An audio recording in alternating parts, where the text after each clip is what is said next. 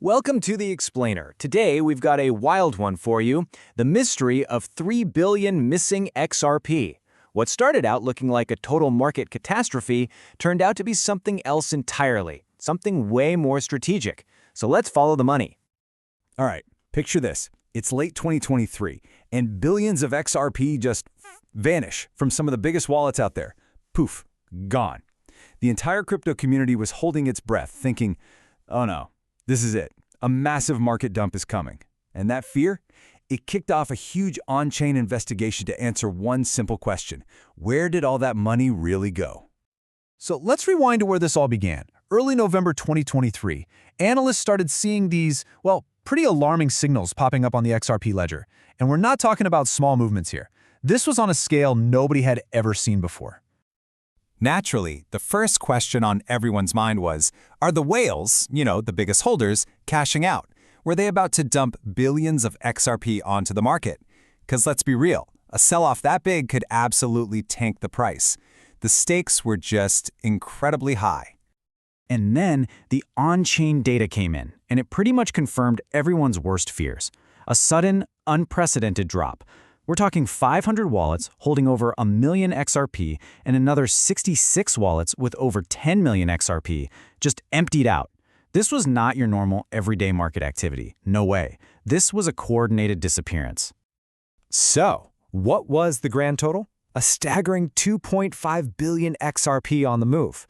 To put that into perspective, if that had all been sold on the open market at once, it would have sent massive shockwaves through the entire crypto ecosystem. It would have been a disaster. Okay, but here's where this story takes a huge turn. That initial theory about a massive sell-off, it started to fall apart pretty quickly. Because when investigators started following the digital breadcrumbs, the trail told a completely different and frankly, a far more interesting story. And this is the absolute crucial point. The funds were not flowing into major exchanges like Binance or Coinbase. Now think about that. If you want to sell a massive amount of crypto, that's the first place you go, right? You need that liquidity to cash out. But there was nothing there. And that single observation changed everything. If the whales weren't selling, then what was this? What was going on? And where did nearly 3 billion XRP actually go? So as they dug deeper, a really interesting and meticulous pattern started to emerge. Hundreds of brand new wallets, which had been activated months in advance, suddenly got these huge, similar-sized deposits. We're talking 20 to 25 million XRP each. And then, silence. Zero outgoing transactions. They weren't being traded, they weren't being sold, they were being held, looking exactly like institutional custody accounts. The plot thickens. As analysts trace this really complex web of transactions, the investigation started to zero in on one key player in Europe that seemed to be at the center of this whole thing.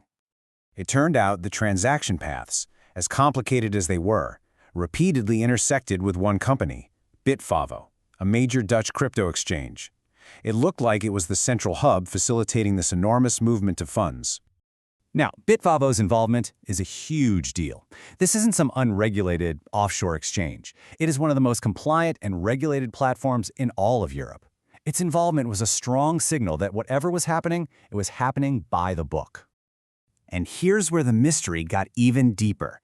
When investigators checked Bitvavo's public proof of reserves, they found only 571 million XRP.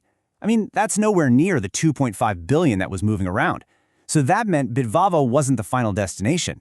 It was just a pass-through, a regulated gateway for something much bigger.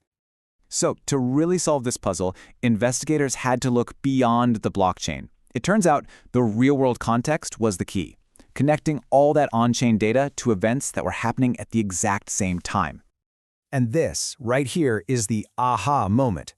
This massive XRP movement kicked off the very same week that Bitvavo announced a major institutional partnership. And at the same time, a new CEO with deep ties to the Ripple ecosystem was coming on board. That timing is it's not a coincidence. So who was this new partner? A company called Trevor. And what do? They provide the operational backbone for the banking sector's use of digital assets. In other words, they build the very infrastructure banks would need to use something like XRP. This was a massive clue. And to top it all off, that new CEO at Bitvavo, he wasn't just anybody. He had a deep professional history with the Ripple ecosystem, the network of companies that use Ripple's tech for cross-border payments. He'd even worked at key partner firms like World Remit. All the connections were pointing in one clear direction. Okay, so let's put all the pieces together. You have the on-chain data, the timing, the key players. How does it all fit into one coherent picture? What was the real game plan? The narrative completely flipped. What at first looked like a chaotic, destructive sell-off was now understood to be a highly organized, strategic accumulation by powerful financial players. They weren't preparing to sell, they were preparing for the future. When you lay out all the evidence, the conclusion is pretty clear. This wasn't about short-term speculation. This was about long-term preparation. This was the deliberate staging of billions of dollars worth of XRP, all within a regulated European framework, getting it ready for real-world use by the banking sector. And that leaves us with one final pretty thought-provoking question. We've just witnessed the quiet construction of major financial infrastructure, right there on the blockchain. So, if the institutional world is building these new rails in plain sight, who exactly are they building them for? And what comes next?